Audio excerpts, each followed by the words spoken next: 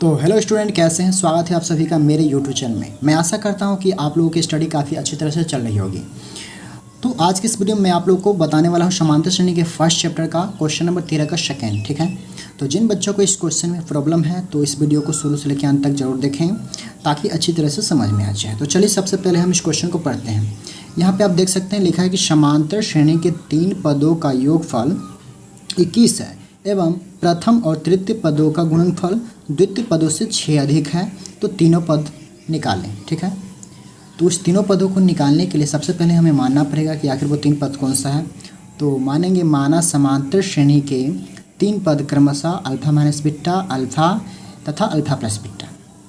ठीक है, तो समांतर श्रेणी का कोई सा भी क्वेश्चन यदि मिले जिसमें 3 किसी चीज़ का भी जिक्र हो, ठीक है, तो हमें समांतर श्रेणी के 3 यही मानना है। 3 पद इसमें कह रहा है तो हमने यहाँ माना 3 पद क्रमशः अल्फा माइनस बीटा, अल्फा तथा अल्फा प्लस बीटा। ठीक है, इसमें किसी प्रकार की दिक्कत नहीं होनी चाहिए। ठीक है, उसके बाद हमने यहाँ पे क्या लिखा, प्रश्न से। अब प्रश्न से मतलब प्रश्न में क्या कह रहा है, तो देख सकते हैं यहाँ लिखा है कि समांतर श्रेणी के 3 पदों का योगफल 21 है।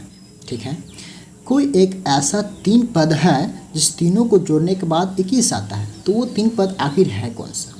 ठीक है, तो हमने यहाँ पे माना और मानने के बाद यहाँ पे मतलब योगफल 21 है। ठीक है, मतलब पहला पद, दूसरा पद और तीसरा पद तीनों को जोड़ने के बाद क्या आता है, 21 आता है। तो हमने यहाँ लिखा पहला पद प्लस दूसरा पद प्लस तीसरा पद इज इक्वल टू 21। ठीक है, आप माइनस बीटा और प्लस बीटा को हम काट सकते हैं। ठीक है, एक अल्फ़ा, एक 2 अल्फ़ा, एक 3 अल्फ़ा, इस 3 अल्फ़ा हो जाएगा यदि जोड़ते हैं तो 21। अब यहाँ पे लिखेंगे चूँकि अल्फ़ा बराबर 21/3। ठीक है, ये 7 से कट जाएगा तो अल्फ़ा बराबर कितना है, 7 आया है कि नहीं। अल्फ़ा बराबर हमारे यहाँ क्या है, 7 आया। ठीक है, अब उसके बाद आप देख सकते हैं कि यहाँ पर लिखा हुआ है कि प्रथम और तृतीय पदों का गुणनफल द्वितीय पद से 6 अधिक है। तो प्रथम किसको कहेंगे, जो फर्स्ट वाला होगा उसको प्रथम कहेंगे, सेकेंड वाला को द्वितीय कहेंगे और तृतीय वाला को क्या बोलेंगे, तीसरा पद, है ना। ठीक है, तो हमें यहाँ पे आप क्या लिखना है, सबसे पहले अगेन लिख लेते हैं। तो यहाँ पे क्या कह रहा था कि प्रथम और तृतीय पद, तो प्रथम हमारे ये हो गया ना, प्रथम मतलब पहला, तो प्रथम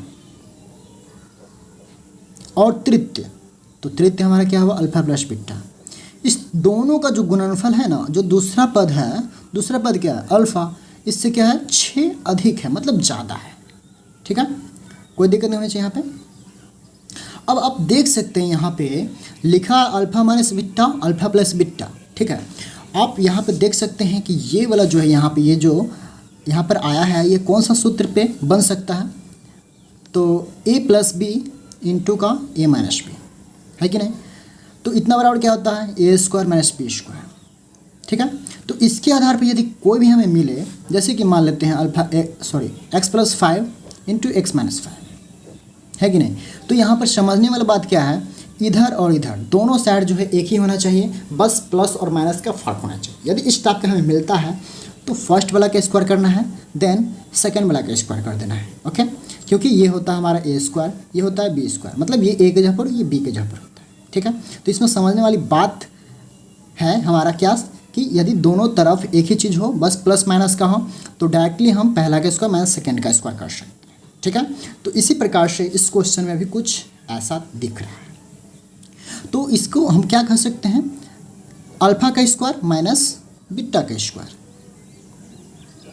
ठीक है, देन अल्फा प्लस 6। अब आप देख सकते हैं कि यहाँ पर अल्फा बराबर 7 आया है, तो जहाँ जहाँ अल्फा बराबर अल्फा होगा वहाँ पे हम अल्फा का मान 7 रख देंगे। तो यहाँ पर हम लिख सकते हैं अल्फा बराबर 7 रखने पर।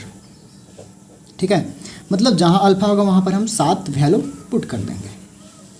ठीक है, तो यहाँ पर हम लिखते हैं 7 का स्क्वायर माइनस बीटा का स्क्वायर, डायरेक्ट हम कर देते हैं, बीटा का स्क्वायर हो जाएगा। अब यहाँ पर 7 प्लस 6, तो 7 का स्क्वायर करते हैं तो 49 होता है, then minus beta square is equal to 30।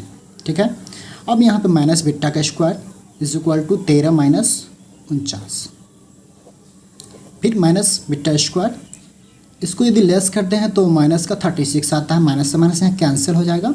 ठीक है, तो beta square is equal to 36, sorry यहाँ पर दिख नहीं रहा है, मैं थोड़ा ऊपर कर देता हूँ। ठीक है। अब यहाँ पे क्या करेंगे, यहाँ तो पता होगा यदि स्क्वायर हटता है, इसमें से हमें स्क्वायर हटा दिए, स्क्वायर हटने के बाद जो आगे वाला संख्या होता है उसमें क्या आ जाता है, रूट चला जाता है। तो रूट आने के बाद यहाँ पे इसका क्या होगा, वर्गमूल होगा, है ना, वर्गमूल। तो यदि वर्गमूल करते हैं तो इसका 2 गुने 3 गुने 3, ये ना होगा। थोड़ा सा मैं यहाँ पे लिख लेता हूँ क्योंकि जगह नहीं है ना यहाँ पे। अब यहाँ पे क्या करेंगे, देखिए वर्गमूल में क्या आता है, हमें एक जैसा 2 अंक ढूंढना पड़ता है। तो यहाँ एक जैसा 2 अंक मिल तो रहा है, यहाँ भी एक जैसा 2 अंक मिल रहा है। तो 2 अंक मिलने के बाद उसमें हमें क्या करना है, जोड़ा लगा देना है, ठीक है। तो जोड़ा हमने लगा दिया, जोड़ा लगाने के बाद ये 2 हमारा क्या है, 2 है, तो 2 के ऊपर हम 2 लिख सकते हैं, 3 के ऊपर 2 है तो 3 के ऊपर 2 लिख सकते हैं क्योंकि 2 यहाँ है, ठीक है। तो उसके बाद यहाँ पे क्या करना होता है, जिसके ऊपर 2 होगा उसे हमें बाहर निकाल लेना है, 2 के ऊपर 2। तो यहाँ पर गुना करने के बाद 2 से 3 में करते हैं तो कितना आता है, 6 आता है कि नहीं। तो इसका मतलब क्या हुआ, हमारा बिट्टा बराबर जो है 6 निकल चुका है, ठीक है। तो अल्फ़ा बराबर और बिट्टा बराबर दोनों हमें मान यहाँ पर निकाल लिया है, ठीक है। अब यहाँ पे सबसे लास्ट में कह रहा है कि वो तीनों पदों को ज्ञात करें। तो सबसे पहले हम लिखते हैं यहाँ पहला पद। पहला पद हमने क्या माना था, अल्फ़ा माइनस बिट्टा। अल्फ़ा बराबर कितना है, 7, बिट्टा बराबर कितना है, 6, घटाते हैं तो 1 आता है। और दूसरा पद हमने क्या माना था, दूसरा पद हमने अल्फ़ा माना था, अल्फ़ा बराबर कितना आया है, 7 आया है। और तीसरा पद हमने माना है अल्फ़ा प्लस बिट्टा। तो अल्फ़ा की जगह पर 7 और बिट्टा की जगह पर 6 बराबर 13, ठीक है। तो हमारा तीनों पद यहाँ निकल चुका है, पहला 7, दूसरा 7 और तीसरा 13, ठीक है। तो यही हमारा आंसर है, ठीक है।